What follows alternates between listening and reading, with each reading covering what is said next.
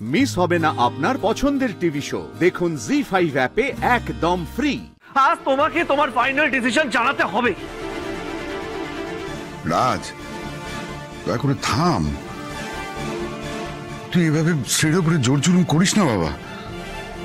দেখ, কোনো ডিসিশন নিতে গেলে ঠান্ডা মাথায় নিতে হয়। দেখ, ঘরে যেত এখন, অনেক রাত হয়েছে, খেয়ে দিয়ে রেস্ট নে। এই সমস্ত নিয়ে পরে ভাবা যাবে। তাছাড়া 5 লাখ টাকা তুই দিবি কোথা থেকে? মানে এরকম বললেই তো ফেলে দেওয়া যায় না। তুই তো ঠিকই বলছে রে। দুদিন আগে তোর পকেটে 5 টাকাও ছিল না, বৌদির ভরসায় গোটা সংসারটা চলছিল। আরে এখন এমন ভাবে বলছিস যেন পকেট ঝাড়া দিলেই 5 লাখ বেরোবে। রাজ বাবা, আজকে আর কোনো ঝামেলা করিস নি, যা বলার কালকে বল। না মা, যা হবে এক্ষুনি হবে, এক্ষুনি সবকিছু জলের মতো পরিষ্কার হবে। স্ত্রী আমার কাছে অনেক কিছু লুকাতে পারে, কিন্তু আমি সবার কাছে লুকাবো না। এই টাকাটা আমি জোগাড় করবো। বিপাশা ম্যাডাম আমাকে টাকাটা দেবেন আর আমার স্ত্রীর পাশে দাঁড়াবে। এত কিছুর পরও তুমি গো ধরে বসে আছো যে ওই বিপাশার কাছ থেকে তুমি টাকা নেবে।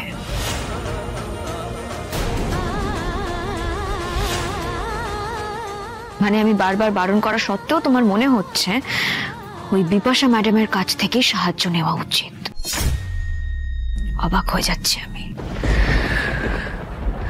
যাই হোক, আমি সবাইকে একটা কথা বলে রাখছি, আমি কোনো বিপাশা ম্যাডামের থেকে হাত পেতে টাকা নেব না।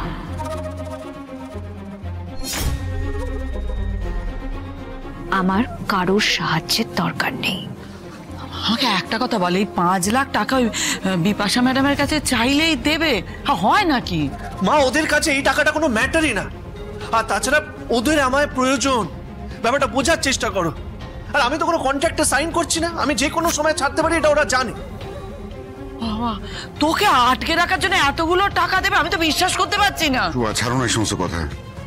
বৌমা ফিরেছে, রাত হয়ে গেছে অনেক। তুমি একটু ওদের খাওয়া দাওয়ার ব্যবস্থা করো না। না, আগে এই 5 লাখ টাকার হিসেবটা ঠিক করি। দেখ বাবা, যদি বিপাশা ম্যাডাম ওই 5 লাখ টাকা দেয়, দিক না, কিন্তু সেটা জলে ফেলবি কেন? তুই তোর মতো কাজ কর, ও ওর মতো কাজ করবে। চাকরি ছাড়ার তো কোনো দরকার নেই। আমি চাকরিটা ছাড়বো না মা। আপনার ছেলেকে একটু ভালো করে বুঝিয়ে দিন।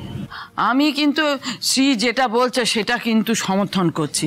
হ্যাঁ, চাকরি ছাড়ার তো কিছু দরকার নেই। ওর মতো চাকরি করবে, তুই তোর মতো চাকরি করবি, বেশি টাকা আসবে, আমরা এই বাড়ি ছেড়ে অন্য একটা বাড়িতে চলে যাব, ভালো বাড়িতে। দেখ বাবা, আমি কিন্তু একদম চাকরি ছাড়ার পক্ষে নয়। মানে তুমিও চাও যে শ্রী এই চাকরিটা করুক, তাই তো? ঠিক আছে, ওদের যা ঠিক লাগে তোমরা করো। আর শ্রী, একটা কথা তুমিও শুনে রাখো, আজকের পর আমার কোনো ব্যাপারে তুমি নাক গলাবে না। তুমি যখন তোমার মত মতো চলছো, আমারও অধিকার আছে আমার মত মতো চলার।